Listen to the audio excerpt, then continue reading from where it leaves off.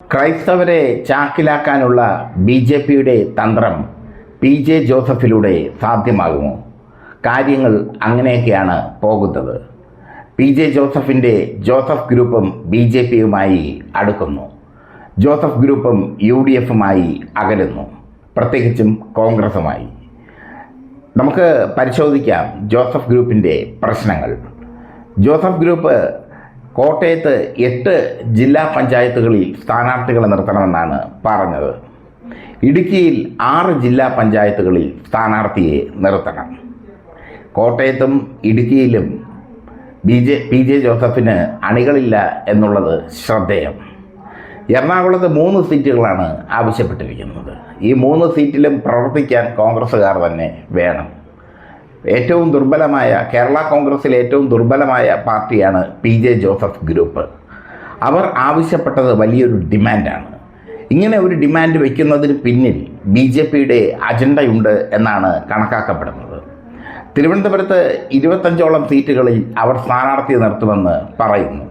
തുടർന്ന് അവരുമായി ഒരു ചർച്ച നടത്താൻ കെ മുരളീധരൻ തയ്യാറായി. ഈ 25 സീറ്റിൽ നിർത്തുന്ന സ്ഥാനാർത്ഥികളുടെ പേര് ചോദിച്ചപ്പോൾ ഒരാൾ കോതമംഗലത്ത്, ഒരാൾ തൊടുപുഴ, മറ്റൊരാൾ കടുത്തുരുത്തി ഇങ്ങനെ നിൽക്കുന്നു. തിരുവനന്തപുരത്ത് ജോസഫ് ഗ്രൂപ്പിന് ആരുമില്ല. മുരളീധരൻ ചാടിച്ചു ജോസഫ് ഗ്രൂപ്പിനെ. അങ്ങനെ ജോസഫ് ഗ്രൂപ്പ് ഇപ്പോൾ യു.ഡി.എഫുമായി ഇടഞ്ഞു നിൽക്കുന്നു. ബി.ജെ.പി. ജോസഫ് ഗ്രൂപ്പിനെ നോട്ടമിടുന്നുണ്ട്. ആളില്ലാ പാർട്ടിയാണെങ്കിലും ജോസഫിനെ കൂടെ കൂട്ടിയാൽ ക്രിസ്ത്യാനികൾ തങ്ങളുടെ കൂടെ വരും എന്നാണ് ബി.ജെ.പിയുടെ വിശ്വാസം. കാസ പോലെയുള്ള സംഘടനകൾ ഇപ്പോൾ ബി.ജെ.പിക്ക് ഉണ്ടെങ്കിലും അതിനേക്കാളൊക്കെ ശക്തമായ സംഘടനയാണ് കേരള കോൺഗ്രസ് എന്നാണ് മണ്ടന്മാരായ ബി.ജെ.പിക്കാർ കരുതുന്നത്. കേരള കോൺഗ്രസിനെ സംബന്ധിച്ചിടത്തോളം ഇപ്പോൾ കാര്യങ്ങൾ തീരുമാനിക്കുന്നത് പി.ജെ. ജോസഫ് അല്ല, അദ്ദേഹത്തിൻ്റെ മകൻ അപ്പു ജോൺ ജോസഫാണ്. അപ്പു ജോൺ ജോസഫിനോട് കേരള കോൺഗ്രസിലെ മുതിർന്ന പ്രവർത്തകർക്ക് പ്രതിബദ്ധതയുമില്ല. അപ്പു ജോൺ ജോസഫും മോൻസ് ജോസഫും ചേർന്നാണ് കാര്യങ്ങൾ തീരുമാനിക്കുന്നത്. ആ കാര്യങ്ങൾ ഇപ്പോൾ ജോസഫ് ഗ്രൂപ്പിനെ ബി.ജെ.പിയുടെ പാളയത്തിലേക്ക് അടുപ്പിച്ചിരിക്കുന്നു. ജോസഫ് ഗ്രൂപ്പിലെ ഉന്നത നേതാവായ അപ്പു ജോൺ ജോസഫും മോൻസ് ജോസഫും ഒക്കെ ബി.ജെ.പിയോട് അല്പം മമതയൊക്കെ കാട്ടിത്തുടങ്ങിയിട്ട് കാലം കുറേയായി. അതുകൊണ്ടാണ് ഇത്രയും സീറ്റുകൾ കോട്ടയത്ത് ജോസഫ് ഗ്രൂപ്പിന് ഒരു ബൂത്തിലിരിക്കാൻ പോലും ആളില്ലാത്ത കോട്ടയത്ത് 8 ജില്ലാ പഞ്ചായത്തുകളിൽ മത്സരിക്കണമെന്ന് പറയുന്നത്. എറണാകുളം കോൺഗ്രസിൻ്റെ ഉരുക്കു കോട്ടയായ എറണാകുളം, അവിടെ 3 സ്ഥലത്ത് 3 ജില്ലാ കമ്മിറ്റികളിൽ മത്സരിക്കണമെന്ന്, 3 കോർപ്പറേഷൻ വാർഡുകളിൽ മത്സരിക്കണമെന്ന് അവർ പറയുന്നു. ഇനിയുള്ളത് ഇടുക്കിയാണ്. ഇടുക്കിയിൽ 6 ജില്ലാ പഞ്ചായത്തുകളിൽ മത്സരിക്കണമെന്ന് പറയുന്നു. ഇതെന്താ വെള്ളരിക്ക പട്ടണമെന്നാണ് കോൺഗ്രസ് ചോദിക്കുന്നത്. കേരള കോൺഗ്രസ് വലതുണ്ടായി പിളർന്നപ്പോൾ മാണി ഗ്രൂപ്പിനല്ലാതെ മറ്റൊരു ഗ്രൂപ്പിനും ആളില്ല എന്നുള്ളത് ശ്രദ്ധേയം. മാണി ഗ്രൂപ്പിന് ആളുണ്ട്, അവർക്ക് LDFിൽ നിന്ന് വിലപേശാൻ കഴിയുന്നുണ്ട്, അവർ LDFിനെ നിയന്ത്രിക്കുന്ന നിർണായക ശക്തി കൂടിയാണ്. പക്ഷേ ജോസഫ് ഗ്രൂപ്പ് അങ്ങനെ അല്ല. പി.ജെ. ജോസഫിൻ്റെ കൂടെ കുറച്ച് പേരുണ്ടായിരുന്നു. അവർ അപ്പു ജോൺ ജോസഫ് സ്ഥാനം ഏറ്റെടുത്ത ശേഷം കൈവിട്ട് പോയി. അവർ പല വഴികളിലേക്ക് പോയി. കുറേ പേർ മാണി കോൺഗ്രസിലേക്ക് പോയി, കുറേ പേർ കോൺഗ്രസിലേക്ക് പോയി, കുറേ പേർ ഇടതുപക്ഷത്തേക്ക് പോയി. അങ്ങനെ ജോസഫ് ഗ്രൂപ്പ് ദുർബലപ്പെട്ട് ഈ ശിശിരകാലത്ത് ഇലകളെല്ലാം കൊഴിഞ്ഞ് മരം മാത്രം നിൽക്കും, അതുപോലെ നിൽക്കുകയാണ് ജോസഫ് ഗ്രൂപ്പ്.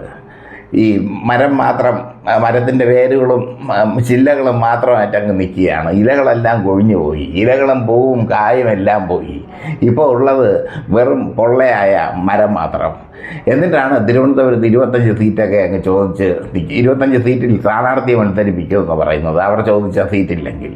എന്തായാലും ജോസഫ് ഗ്രൂപ്പ് യു.ഡി.എഫിൽ വിലപേശി തുടങ്ങിയിരിക്കുന്നു. യു.ഡി.എഫിൻ്റെ അവസ്ഥ വളരെ ദയനീയമാണ്. അത് ഏകദേശം NDAയുടെ അവസ്ഥയ്ക്ക് തുല്യമാണ്. NDAയിൽ 2 കക്ഷികളെ ഉള്ളൂ, പ്രധാനമായിട്ടുള്ളൂ. ഒന്ന് ബി.ജെ.പി, 2 BDJS ഇടതുപക്ഷത്തിലേക്ക് പോകാൻ തയ്യാറെടുക്കുന്നു. അപ്പോൾ ബി.ജെ.പി മാത്രമാണുള്ളത്. പിന്നെ കേരള കാമരാജ് കോൺഗ്രസ് ഉണ്ട്, പിന്നെ ജാനുവിൻ്റെ ഒരു ആദിവാസി പാർട്ടിയുണ്ട്. ഇത്രയേ ഉള്ളൂ. ഈ യു.ഡി.എഫിനെ സംബന്ധിച്ചിടത്തോളം ആണെങ്കിൽ പ്രധാനപ്പെട്ട കക്ഷി കോൺഗ്രസ്സാണ്, 2ാം സ്ഥാനം മുസ്ലിം ലീഗാണ്, പിന്നെ ഉള്ളത് RSP ആണ്, പിന്നെ ഉള്ളത് CMP ആണ്. ഈ RSPയുടെ കാര്യം കയ്യാലപ്പുറത്തെ തേങ്ങ പോലെയാണ്. ഏത് നിമിഷവും LDFിലേക്ക് പോകാനുള്ള സെറ്റപ്പിലാണ് RSP. പിന്നെ ഉള്ളത് CMB ആണ്. CMBക്ക് സീറ്റില്ല. MP രാഘവൻ പോയ ശേഷം മരിച്ച ശേഷം CMBയുടെ ഗതി അധോഗതിയാണ്. പിന്നെ ഉള്ളത് JSS ആണ്. JSS ഇപ്പോൾ പല ഗ്രൂപ്പായിട്ട് പിരിഞ്ഞിരിക്കുന്നു. JSS HR എന്ന് പറയുന്ന ഒരു പുതിയൊരു പാർട്ടിയും കൂടെ ഉണ്ട്. PS ശ്രീകുമാരൻ നേതൃത്വം നൽകുന്ന പാർട്ടി. അവർക്കും ഉണ്ട് കുറേ ആൾക്കാർ. അവർ യഥാർത്ഥത്തിൽ ആർക്ക് വോട്ട് ചെയ്യണമെന്ന് തീരുമാനിച്ചിട്ടില്ല. ഇതൊക്കെയാണ് കോൺഗ്രസിൻ്റെ ഘടകകക്ഷികളുടെ പ്രധാനപ്പെട്ട ഘടകകക്ഷികളുടെ ഗതി.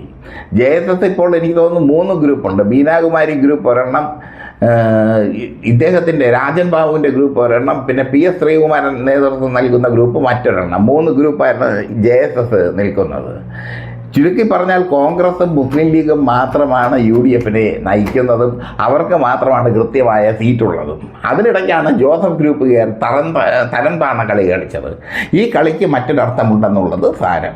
ഈ ജോസഫ് ഗ്രൂപ്പിന് എങ്ങനെയെങ്കിലും BJPയിലേക്ക് പോകണം. BJPയിലേക്ക് പോയി കഴിഞ്ഞാൽ അപ്പു ജോൺ ജോസഫിന് രാജ്യസഭ MP ആകാം. ഇതാണ് ഏക ലക്ഷ്യം. കടുത്തുരുത്തിയിൽ മോൻസ് ജോസഫ് NDA സ്ഥാനാർത്ഥിയായി മത്സരിക്കും. കാരണം അതുകൊണ്ടാണ് അവർ ഇങ്ങനെ ഒരു ഡിമാൻഡ്, ഒരിക്കലും സാധിക്കാത്ത ഒരു ഡിമാൻഡാണെന്ന് വെച്ചിരിക്കുന്നത്. ഈ ഡിമാൻഡ് കൊണ്ട് ഒരർത്ഥവുമില്ല. അവർക്ക് ആളില്ലാത്ത ഒരു പാർട്ടിക്ക് എങ്ങനെ സീറ്റ് നൽകും കോൺഗ്രസ്? അവർക്കും അവരുടേതായ ഒരു അഭിമാനമില്ലേ? എന്തായാലും PJ ജോസഫ് പ്രായാധിക്യം കൊണ്ട് രാഷ്ട്രീയ വനവാസത്തിലേക്ക് ഒരുങ്ങുമ്പോൾ അപ്പു ജോൺ ജോസഫിന് തൻ്റെ പാർട്ടിയുടെ കൈമാറ്റം നടത്തിയപ്പോൾ, ബാറ്റൺ കൈമാറിയപ്പോൾ അപ്പു ജോൺ ജോസഫ് അതിനെ കൊണ്ട് BJPയുടെ തൊഴുത്തിൽ കെട്ടാനാണ് നോക്കുന്നത്. BJPയെ സംബന്ധിച്ചിടത്തോളം ജോസഫ് ഗ്രൂപ്പിനെ കിട്ടുന്നത് ലോട്ടറിയാണ്. ക്രിസ്തീയ പാർട്ടി ഞങ്ങളോടൊപ്പം എന്ന് പറഞ്ഞുകൊണ്ട് നടക്കാം. കാസ ഇപ്പോൾ അവരോടൊപ്പമാണല്ലോ.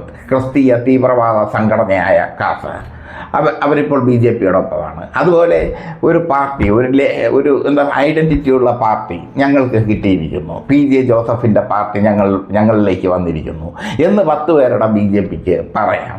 അത് കഴിഞ്ഞ ശേഷം BJPക്ക് ഐശ്വര്യമായി ഇവരെടുത്ത് കളയുകയും ചെയ്യാം. കാരണം വലിയ ഗുണമൊന്നും അതുകൊണ്ടുണ്ടാകാൻ പോകുന്നില്ല. നമ്മുടെ പൂഞ്ഞാറ്റിലെ PC ജോർജ് വന്ന ഗുണം പോലും ജോസഫ് വന്നാൽ ഉണ്ടാകാൻ പോകുന്നില്ല. അതാണ് യഥാർത്ഥ സിറ്റുവേഷൻ. പൂഞ്ഞാറ്റിൽ PC ജോർജും ഷോൺ ജോർജും ഗുണം വന്നാൽ കുറച്ച് ഗുണം ഉണ്ടാകും. പൂഞ്ഞാറിൽ നല്ലൊരു മത്സരം കാഴ്ചവെക്കാം. ഷോൺ ജോർജ് പാലയിൽ മത്സരിക്കുകയാണെങ്കിൽ അല്പം നല്ല മത്സരം കാഴ്ചവെക്കാൻ കഴിയും. ഇത് ജോസഫ് ഗ്രൂപ്പ് എവിടെ കൊണ്ട് നല്ല മത്സരം കാഴ്ചവെക്കും? ഇത്തവണ മോൻസ് ജോസഫ് UDF സ്ഥാനാർത്ഥിയാണ് എങ്കിൽ മത്സരിക്കുന്നത് കടുത്തുരുത്തിയിലാണ്. എതിരാളി ജോസ് കെ മാണിയാണ്. ജോസ് കെ മാണി മോൻസ് ജോസഫിനെ കടുത്തുരുത്തിയിൽ തോൽപ്പിക്കും എന്നുള്ളതിൽ ആർക്കും എതിരഭിപ്രായമില്ല. മാണി ഗ്രൂപ്പിന് ഏറ്റവും സ്വാധീനമുള്ള സ്ഥലമാണ് കടുത്തുരുത്തി. അതുകൊണ്ട് തന്നെ ജോസ് കെ മാണി അവിടേക്ക് എത്തുന്നു. പാലയിൽ അദ്ദേഹത്തിൻ്റെ ഭാര്യ നിഷ കെ മാണിയാണ് മത്സരിക്കുന്നത് എന്ന് പറയുന്നു. എന്തായാലും ജോസഫ് ഗ്രൂപ്പ് BJPയിലേക്ക് പോകുന്നു എന്നുള്ളതാണ് ഏറ്റവും രസകരവും കൗതുകകരവുമായ രാഷ്ട്രീയ ട്വിസ്റ്റ്. അത് അവർ പോകുന്നത് വളരെ തന്ത്രപരമായ രീതിയിലാണ്. ഒരുപാട് സീറ്റ് അങ്ങ് ചോദിക്കുകയാണെന്നേ. സീറ്റ് വെച്ചങ്ങ് അവർക്ക് കൊടുക്കണം. അവർ പറയുന്നത് അവർക്ക് വലിയ ശക്തി ഉണ്ടെന്നാണ്. ശക്തി ഉള്ളത് ഇപ്പം തിരുവനന്തപുരത്ത് തെളിഞ്ഞു. മുരളീധരൻ പറഞ്ഞു, നിങ്ങൾ മത്സരിക്കുന്ന 25 സ്ഥാനാർത്ഥികളുടെ പേര് തരാൻ പറഞ്ഞു, പേരും സ്ഥലവും തരാൻ പറഞ്ഞു. എല്ലാം തൊടുപുഴ, കോട്ടയം, കടുത്തുരുത്തി ഈ ഭാഗത്തൊക്കെയാണ് സ്ഥാനാർത്ഥികളുള്ളത്. തിരുവനന്തപുരത്ത് ഒരൊറ്റ സ്ഥാനാർത്ഥിയില്ല. ഇതാണ് ഇവരുടെ ഗതികേട്. ഈ ഗതികേട് മനസ്സിലാക്കി ഇനി UDFൽ വലിയ സ്ഥാനം കിട്ടില്ല എന്നുള്ളത് തിരിച്ചറിഞ്ഞ് നേരെ BJP ലാവണത്തിലേക്ക് ചേക്കാറാനുള്ള ചെറ്റക്കളിയാണ് അപ്പു ജോൺ ജോസഫ് എന്ന ജോസഫ് ഗ്രൂപ്പിൻ്റെ അന്തകൻ തീരുമാനിച്ചിരിക്കുന്നത്. എന്തായാലും ജോസഫ് ഗ്രൂപ്പ് BJPയുമായി ചർച്ച തുടങ്ങിക്കഴിഞ്ഞു. BJP ഹാർദമായി ജോസഫ് ഗ്രൂപ്പിനെ സ്വാഗതം ചെയ്യും എന്നുള്ളത് ഉറപ്പാണ്. ജോസഫ് ഗ്രൂപ്പ് എത്തിക്കഴിഞ്ഞാൽ BJP പൊക്കിക്കൊണ്ട് നടക്കുമെന്നുള്ളത് ഉറപ്പാണ്. കുറച്ച് കാലം പിന്നെ അങ്ങോട്ട് ടപോന്നിട്ട് കൊടുക്കും. അതാണ് BJP പൊതുവെ ചെയ്യുന്നത്. ഇപ്പം BDJSൻ്റെ അവസ്ഥ ഒന്ന് ആലോചിച്ച് നോക്കിയേ. തിരുവനന്തപുരത്ത് BJP സ്ഥാനാർത്ഥികളെ തീരുമാനിച്ചപ്പോൾ BDJSനെ പൂർണ്ണമായി തഴഞ്ഞു. അവർ ആ കലിപ്പിൽ അവർ LDFലേക്ക് പോകാൻ നിൽക്കുക. BDJS ഒരു കാലത്ത് BJPക്ക് വേണ്ടി ജയ് വിളിച്ച പാർട്ടിയായിരുന്നു. അവരിപ്പോൾ LDFലേക്ക് പോകാൻ നിൽക്കുക. അവർക്ക് മതിയായി BJPയിൽ നിന്ന്. അതുപോലെ ജോസഫ് ഗ്രൂപ്പ് വന്നു കഴിഞ്ഞാൽ പൊക്കിക്കൊണ്ട് നടക്കും. ജോസഫിനെ കാവിഷാൾ അണിയിക്കും. ജോസഫ് കോമാളിയെ പോലെ നടക്കും. ഇതൊക്കെയാണ് ഇനി സംഭവിക്കാൻ പോകുന്നത്. എന്തായാലും കേരള രാഷ്ട്രീയത്തിലെ വലിയൊരു ട്വിസ്റ്റാണ് ജോസഫ് ഗ്രൂപ്പിൻ്റെ NDA രംഗപ്രവേശം.